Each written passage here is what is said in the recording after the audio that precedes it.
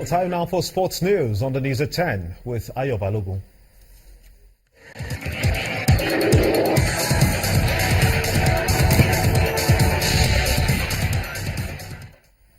Many thanks, Gimba. We're starting off with some good news for Nigeria as 4 female wrestlers have qualified for this year's Olympics.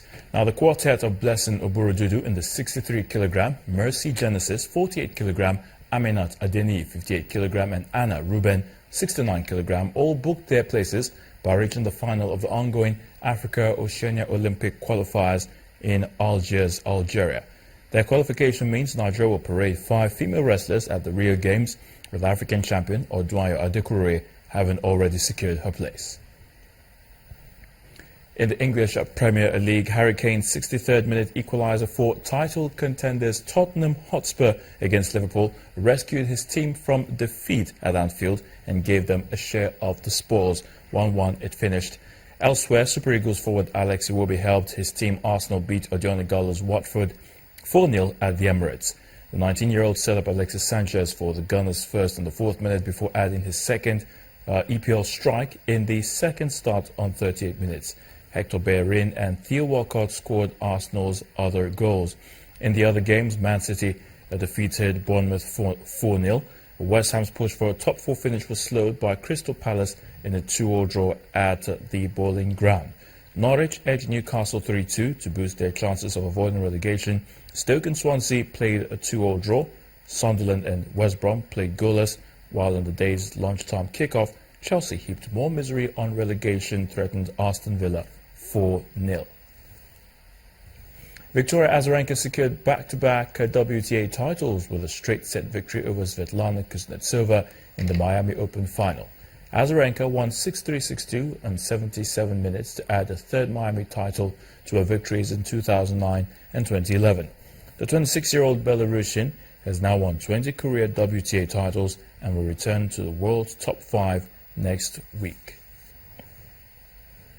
A triple Formula One world champion Lewis Hamilton smashed the Bahrain circuit lap record to take pole position ahead of his Mercedes teammate Nico Rosberg. The Britain's lap of 1 minute 24.493 seconds was the fastest ever at the Sakiro track, beating the previous best of 1 minute 29.527 seconds set by Australian Mark Webber in 2005 practice during the V10 era. Ferrari's 4-time champion Sebastian Vettel and Kimi Raikkonen all qualified 3rd and 4th for the second race of the season.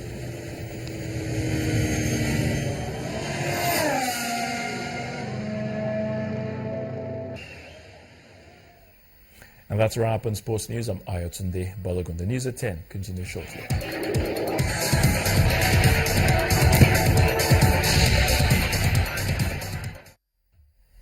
In stories outside of Nigeria now, dozens of people have been killed in clashes between Azerbaijan and Armenia in the disputed Caucasus region of Nagorno-Karabakh.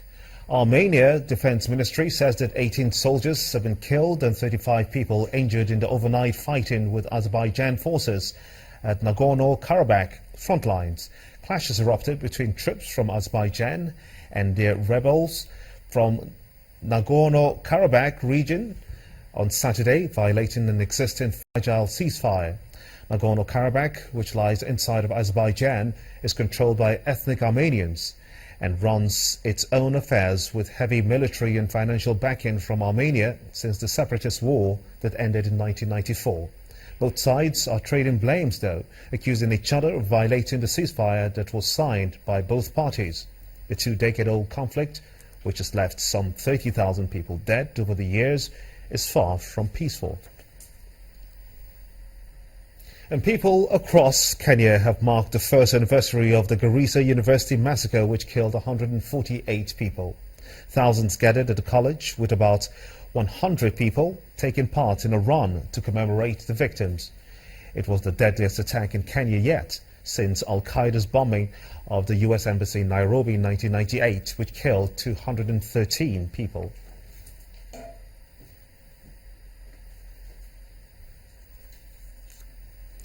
And the United Nations Security Council is making moves to prevent the Burundi crisis from getting worse. In order to ensure that, The Council has approved a resolution to pave the way for a United Nations police force to be deployed in Burundi. The resolution, drafted by France, calls on UN Secretary-General Ban Ki-moon to draw up a list of options for the proposed presence within 15 days. And the main news again. President Muhammadu Buhari has assured Nigerians in the diaspora of his commitment to move the country forward. The president said this when he met with 5 Nigerians in Washington, D.C., who have distinguished themselves in different fields in the United States. And air passengers have expressed frustrations over flight cancellations as the fuel scarcity takes its toll on the aviation sector. And Nasarawa State Governor Tanko Al-Makura has revoked contracts of abandoned projects in the state. And dozens of people have been killed in clashes between Azerbaijan and Armenia in the disputed Caucasus region of Nagorno-Karabakh. And that's how it's been on the news at 10 tonight. I want to thank you so much indeed for being a part of it. On behalf of everyone here, have a splendid night rest. Good night.